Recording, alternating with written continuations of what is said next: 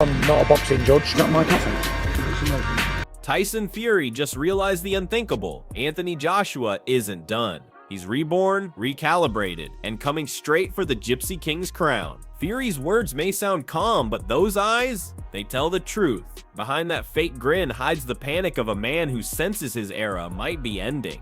It's not the same. Boxing's different, you know. Styles make fights. We've seen he couldn't land any of those right hands on Usyk. A way smaller man, a lighter man. Boxing is a very difficult game. It's changing all the time. Styles make fights, and for a few days in boxing, you sort of lose track of momentum, don't you? You've got to catch up quick. Because Anthony Joshua isn't training for comfort anymore. He's training for conquest. And what he just did next has shaken the entire boxing world. Stay tuned, because what Fury fears most is already happening inside Usyk's camp. But this isn't the first time he's gone into different environments to learn from different people. And you know, obviously, if that's the case, great people to learn from. Anthony Joshua just joined Oleksandr Usyk's training setup, and Eddie Hearn called it a move of intelligence and humility. Think about that. The man who once went to war with Usyk is now learning from his methods. That's not weakness, that's brilliance. It's not about switching camps, it's about mastering the craft that beat him. AJ is rebuilding himself like a machine, sharper, colder, more lethal than before. He knows why he's doing it. More kudos to him. It's his career, and he's got that right to change teams. You know, coaches change teams all the time. Fighters come and go and everything. If he feels like that's the best move for his career, then more kudos to him. I support that. And make no mistake, this isn't about sparring or drills. It's about understanding the formula that dethroned him and then rewriting it. If you think that doesn't terrify Tyson Fury, wait till you hear what comes next. AJ felt he needed a bit more personal one-on-one tuition, and look, he's a sponge, Anthony. He's always said that he's always learning, and to go to the team where he tried twice to get the better of Oleksandr and couldn't. Adam Smith nailed it. Anthony Joshua's hunger for growth defines him. The man doesn't hide from flaws, he hunts them down. Going to Usyk's camp isn't submission, it's evolution. He's chasing control, precision, and mastery, the tools of a silent assassin. This isn't the smiley poster boy from 2017. This is the cold technician of 2025. Will win, Tyson will win. And Joshua will be... Tyson will win, and Joshua's got a chance in redeeming himself.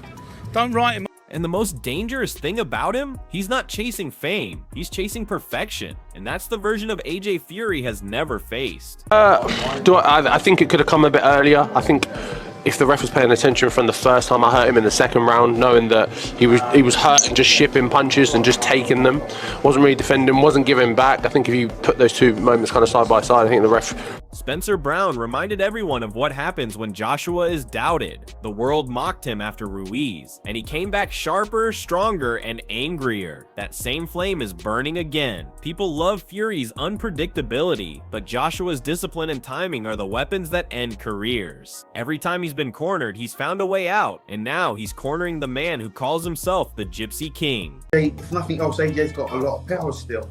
His punch resistance may be shot to pieces, but you know, Fury's not too far behind him, I don't think. They're both ready to go. So it's a question of who lands first. And Fury's always been quite smart, quite clever in terms of his boxing sort of prowess and ability. So you would expect Fury to maybe nick it. If you think redemption stories don't sell, watch what happens when this one lands. Eddie Hearn sees it clearly. This isn't talk anymore. This is legacy. Joshua's eyes don't lie. He's planning to knock Tyson Fury out cold. The energy around him feels different. Grounded, calm, deadly. The world titles may have slipped away, but his purpose never did. because I need that Joshua fight. We have been trying to make that fight for years, right? Why do you need that fight? Because it's the fight that people want to see. It's the fight that And here's your first warning, this version of Anthony Joshua fights with meaning, and fighters who have nothing to prove but everything to reclaim. They're unstoppable. Some terrible habits, needs to get himself a proper old school coach, in my opinion, who's going to school him if he's going to have any chance of continuing in the sport of boxing.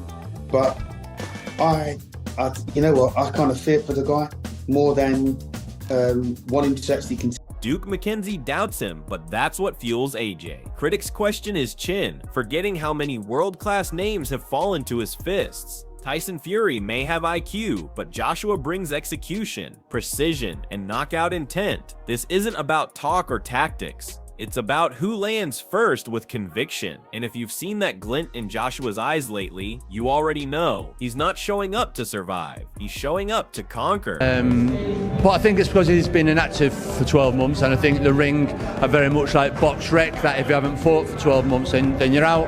And it's up to AJ. Although I do feel, I don't know, St. Lawrence told me the other day, I wouldn't be surprised if AJ goes, I'm fighting on your show, I'm just in a little 6-rounder, and I'm fighting in Nigeria, and out of... Even Fury can't hide it anymore. Deep down, he knows this fight defines the era. 2 British giants, 1 throne. Fury might clown around in interviews, but behind closed doors, he knows Joshua is the one opponent who can end the Gypsy King myth in one night. Fans can feel it. The electricity is back, and before this video ends, you'll hear the one line from Carl Froch that proves why Fury might already be losing this fight mentally. Why? Because Tyson Fury is a fighting man. So I know Dylan White is nightmares to everybody. You never know. Right now, people are thinking, yes, I know how to take that boy out. It's the same shot Anthony Joshua took him out with, and Pulev took him out, Povetkin took him out with. But I just think, fight-wise, I'd lean towards Anthony Joshua. Duke McKenzie was right about one thing. The standards for Joshua are brutal. Every mistake becomes a headline. Every round, a judgment. But he's still here, still evolving, still dangerous. The fear people say he feels, that's projection. Because the real fear belongs to his opponents once he finds his rhythm. This is no longer a comeback. This is a calculated resurrection. Listen, God bless them. They're going to make more money. They're going to fill Wembley Stadium up. I'm sure. Whatever. God bless them. But to me, it's lost. It's lost its zing. It's lost its luster. I mean but that's me. It's lost. The English fans are so loyal. They're such boxing fans. They're still coming. Joe Gallagher put it best, inactivity dulls most fighters, but not AJ. He's rebuilding from the ground up, even planning a fight in Nigeria to reconnect with his roots. Imagine that, a global superstar choosing humility over hype. That's not regression, that's rebirth. And that's exactly why the boxing world is watching him differently now. Because the man chasing history doesn't care about comfort, he cares about legacy. Either way, he's waiting for you. Yeah. When you gonna put it on? What day?